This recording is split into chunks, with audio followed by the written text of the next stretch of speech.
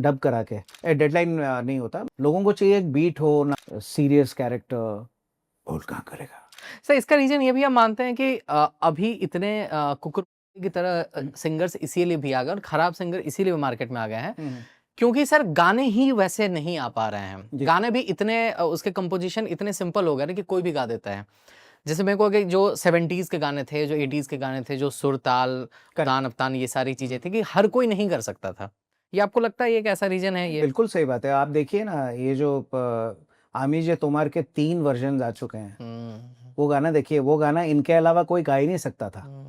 सही बात है। आप बुलाइए इनको, जो भी जेनजी गिटार लेके गाते हैं, इनको बोलो एक लाइन खाली गा दो, आमी जे तोमार, इतनी खाली हरकत जो आप खटका लेते हो उतना ही लगा दो, बहुत है। नहीं होगा उनसे। प्रॉब्लम क्या होता है कि म्यूज़िक कंपनीज और लेबल्स जो हैं आजकल जो आई हैं, उनमें कॉर्पोरेट के लोग बहुत आ गए हैं, और कॉर्पोरेट आने की वजह से उनको उनको क्या होता है, उनके लिए डेडलाइन होती है। डेडलाइन नहीं होता, मतलब सॉरी, उनके लिए एक टारगेट होता है कि कंप्लीट करना है हमको, इतने व्यूज़ लेके आने हैं, इतना वो करना है, इतना। तो उसकी वजह से वो क्या करते हैं, देखते हैं कि भैया यंगस्टर्स में पॉपुलर कौन है सबसे ज़्यादा। पहले ज़माने में भी यंगस्टर में पॉपुलर होते ही थे ना। लेकिन मैं कहता हूँ इंडियन म्यूज़िक जो पहले 60s का म्यूज़िक, आप आप केएल सहगल साहब से लेके 80s तक का जो म्यूज़िक था वो बहुत अच्छा था। वो एक एरा बहुत बहुत ही बढ़िया म्यूज़िक था। फिर कुमार शानू जी का जो एरा आया वो वाला 80s और 90s का, वो बहुत अच्छा एरा था। फिर बीच में थोड़े से अजीब से गाने हो गए थे। उसके बाद 2001 2002 से लेके 2015 तक भी एक अलग किस्म का म्यूज़िक आया, वो बहुत अच्छा था। उसके बाद यूट्यूब जब से आया, बेड़ा गर्क हो गया। हर कोई जहाँ जिसका मन किया उसने वहाँ से गाना शुरू कर दिया अपना। और फिर इन्हीं में से जो आदमी जिसके थोड़े व्यूज़ ज़्यादा हो गए, उनको बुला लिए गए कि भैया आप लोग ही आके गाओ। तो अच्छे सिंगर्स को घर पे बिठा देते हैं।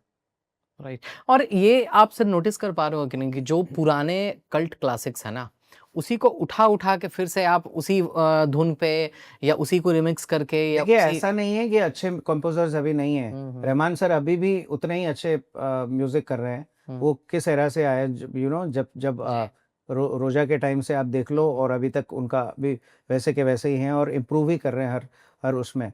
उसी तरह से अभी देखो, आप अगर अच्छे कंपोजर्स में अभी देखो, सलीम सुलेमान तो अभी कर ही नहीं रहे हैं बहुत ज़्यादा संगीत। विशाल शेखर अच्छा करते हैं वो लोग, उनका एक अलग किस्म का म्यूज़िक है। अमित त्रिवेदी बहुत अच्छा म्यूज़िक कर रहे हैं, और अमित त्रिवेदी के कला वगैरह के गाने आपने सुने अरे होंगे, बहुत बहुत अच्छा बहुत बेहतरीन। म्यूज़िक था उसमें। तो वो एक म्यूज़िक वो चल रहा था, बाकी तो सब आपको लगता है सर मेलोडी जो है ना सर, ये गायब हो गई हमारे गानों से? मेलोडी चाहिए नहीं ना लोगों को चाहिए एक बीट हो, नाचना हो। यार, आप ज़िंदगी में हर तरह का चीज़ करते हैं ना, खाली नाचना थोड़ी, सुबह से लेकर शाम तक नाचते थोड़ी रहते हैं। तो हर गाना क्लब सॉन्ग बना दो। जैसे मैं आपसे ये भी और जानना, ऊपर से पंजाबी भी बहुत ज़्यादा आ गया। हाँ पंजाबियत तो हो गई है सर। हिंदी फ़िल्म में पंजाबी गाने, क्या क्या तुक बनता है मुझे नहीं बताओ? तुक तो सर ये भी नहीं है कि सर एक बिहार की पृष्ठभूमि पे एक फिल्म बन रही है, उसमें पंजाबी गाना आ उसमें गया है। पंजाबी गाना। एक जवरिया जोरी करके फिल्म आई थी, उसमें हम देख रहे हैं बिल्कुल, कि बिल्कुल, वो हाँ। पंजाबी गाना आ गया है। क्योंकि just because Punjabi songs are working for the labels, हाँ। They will put Punjabi everywhere. ग तो ये कमर्शियल फ़िल्म्स में यही है। आप कभी भी नहीं देखोगे कि जो प्रॉपर आर्टिस्टिक फ़िल्में होंगी, वहाँ पे इस तरह का कोई काम किया जाएगा, कि राइट। हमको पॉपुलैरिटी के लिए करना है।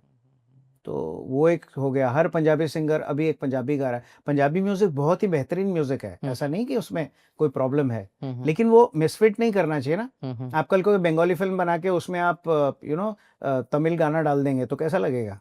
राइट राइट तो राइट वही वाली बात हो गई है। राइट। तो ज़्यादातर क्या हुआ कि उनको लगा कि चलो ठीक है, दो, और अभी लिखे भी जा रहे हैं गाने से, हिंजाबी गाने लिखे जा रहे हैं, हिंदी और पंजाबी मिक्स मिक्स करके। कर गया। वो फ़ॉर्मूला बन गया, वो फ़ॉर्मूला चल रहा है तो चला ही जा रहे हैं। सर मुझे पता चला है सिंगिंग के अलावा आपका एक और पैशन है सर, फोटोग्राफी का। मेरे बहुत सारे पैशन हैं। जैसे? मुझे भगवान ने बहुत कुछ देकर नवाज़ दिया, इसलिए कन्फ्यूज़ हो गए वो। जैसे क्या इसमें क्या है किसमें क्या? बताइए सर। खाना मैं बहुत अच्छा बनाता हूँ, अच्छा खाना बनाते हैं। फ़ोटोग्राफ़ी कर लेता हूँ, मिमिक्री कर लेता हूँ। मिमिक्री किस किस की आप करते हैं सर? एक क्लिपिंग आपको दूँगा, ज़रूर आप उसमें जी। चलाइएगा अपने पॉडकास्ट में, उसको एडिट में डालिएगा, लोगों को पता चले। मैंने बच्चन साहब के लिए 2005 में एक फ़िल्म आई थी फैमिली, हाँ हाँ। उनकी पूरी आवाज़ मैंने की है। क्या बात कर रहे हो आप जी, सर? जी, जी। राजकुमार संतोषी की फिल्म है, हाँ। केशुराम से इनको प्रोड्यूस करेक्ट, किया है। Correct, correct. वो अक्षय कुमार और उनके बेटे भी उसमें है, जिसका बिल्कुल। गाना था कतरा कतरा। सुरांशु जी का बेटा, हाँ। जिएंगे कतरा कतरा, उसमें आपकी आवाज है बच्चन वो साहब की? बच्चन साहब की आवाज़ डबिंग मैंने की थी। ओ भाई। क्योंकि उसमें ना मैं बता रहा हूँ, मुझे क्यों याद है ना कि एक फिल्म उनकी आई थी अग्निपथ जी। तो अग्निपथ में जो उनका स्टाइल था ना, हाय पिचाई तेरा नहीं वो अलग था, बिल्कुल वो अलग था, वो अलग था, बट उसी हाँ। के जोन में ना, क्योंकि बच्चन साहब के उस तरह की आवाज, गैंगस्टर दिखाया है हाँ। बहुत, और बहुत सारे ऐसे ऐसे इंटेंस सीन्स हैं, तो वो व्हाइट कोट पहन के रहते हैं, और क्योंकि मुझे अमित जी, अब वो वाले अमित जी तो रहे, अरे भैया ये कुत्ता वो वाले अमित जी अब नहीं रहे, अब वो संजीदा एकदम सीरियस कैरेक्टर, बोल कहाँ करेगा मेरे एनकाउंटर, तो इस तरह से बात करते हैं अपने सीन्स में, कम ऑन, तो वो एक अलग वो हो जाता है। हालांकि मेरी जो नॉर्मल स्पीकिंग वॉइस है it's pretty close to Sachin, तो सचिन जी का भी बहुत सारा क्या है, What do you think, Sachin, is going to be a strategy for your next match as you're playing the arch rivals Pakistan tomorrow? I think because of my tennis elbow, uh, I'm having a little problem to play. But I think uh, I'll try my best.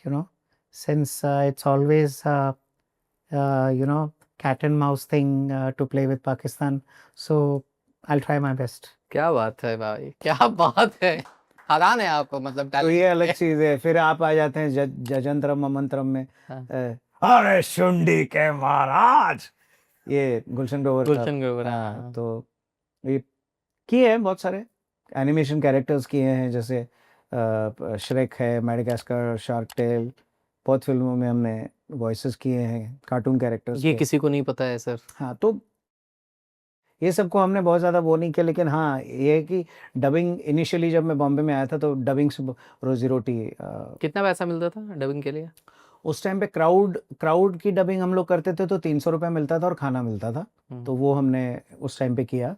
उसके बाद धीरे धीरे wages बढ़ते गए कि crowd का 750 रुपये मिलने लगा। अब तो बहुत अच्छा मिल रहा है, अभी तो नेटफ्लिक्स क्या हर जगह लैंग्वेज ऑप्शंस की वजह से हिंदी में भी सारे सीरीज और सारे वो डब होते हैं। अब डबिंग आर्टिस्ट के साथ बहुत अच्छा काम है, it's become one of the biggest professions in India.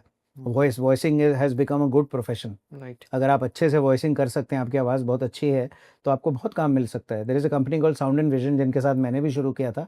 आज वो बहुत बहुत बड़ी कंपनी है, तो साउंड एंड विजन ने बहुत अच्छे आर्टिस्ट। अभी आप कर रहे हैं या छोड़ दिए हैं सर आप? नहीं, डबिंग मैंने 2005 में छोड़ दिया था, जब सिंगिंग में आया तो फिर समय नहीं दे पाया, बिकॉज शोज करना, फिर रिकॉर्डिंग्स करना और ये सब चीज़ें, तो फिर डबिंग छोड़ दी मैंने। सर फैमिली फिल्म में जब आपने अमिताभ बच्चन साहब की डबिंग की, तो उसके लिए कितना पैसा मिला था? एक्चुअली हुआ क्या था कि मैं गया था सेंसर कॉपी करने के लिए, क्योंकि जब भी कोई भी फिल्म सेंसर के लिए जाती है तो उसमें पायलट साउंड्स नहीं भेजते हैं, they try to send dub करा के, तो कोई भी ऐसा डब कर देता है जो थोड़ा बहुत मैच कर सके वॉइस को, और वो सेंसर में चला जाता है। फिर सेंसर से अप्रूवल होके आने के बाद ओरिजिनल एक्टर करते हैं। तो इसकी भी मैं सेंसर कॉपी करने गया हुआ था आनंद स्टूडियो बैंड्रा में, देवानंद जी का, उस स्टूडियो में ये डबिंग चल रही थी। तो जब मैंने करना शुरू किया डबिंग, तो उनको बहुत अच्छा लगा, उनको लगा यार ये तो बिल्कुल वैसे ही साउंड कर रहा है। तो डॉल्बी में एक लड़का था उस टाइम पे, लेस्ली, तो लेस्ली को बोला कि Leslie can you this is sir's voice, can you do that, उसको कर सकते हो क्या? तो ही सेड क्या this is sir's voice only ना? कहते no no there is a guy called Krishna who is doing it. कहता हो ही नहीं सकता, है तो लगी उनकी आवाज रही है। तो कहते नहीं I just want to see is he doing right now. कहता हाँ, तो कम एंड सी। वो आके देखा तो अरे यार एकदम मैच कैसे कर रहा है ये बंदा। तो फिर हॉस्पिटल उन्होंने भेजा एक रील करके, सुनाया अमित जी को, अमित जी का अप्रूवल लिया, बाकायदा अप्रूवल लेने के बाद उन्होंने बोला ठीक है आप करिए, बिकॉज अभी 3 महीना तक तो डॉक्टर ने अलाउ ही नहीं किया मुझे कि उनके फिर सर्जरी हुआ था दोबारा से इंटेस्टाइन का। तो फिर अभी 3 महीने तो, अभी 3-4 महीने तो नहीं डब कर पाएंगे। तो अभी इनको तो बेटे को लॉन्च कर रहे थे केशुराम से, तो फिल्म इनके लिए बहुत इंपॉर्टेंट थी। तो उन्होंने कहा चलो ठीक है, अगर कुछ लगता है तो आप, अगर ये इतना क्लोज है तो। आर्यमान नाम था शायद बेटे का। करेक्ट। तो फिर इसको इनसे करा लीजिए। तो अभी लास्ट तक रुके हो, मतलब क्लिप आपको इंटरेस्टिंग लगी, तो subscribe to digital commentary clips, और फुल पॉडकास्ट तो इससे भी ज्यादा इंटरेस्टिंग है, जिसका लिंक आपको डिस्क्रिप्शन बॉक्स में मिल जाएगा।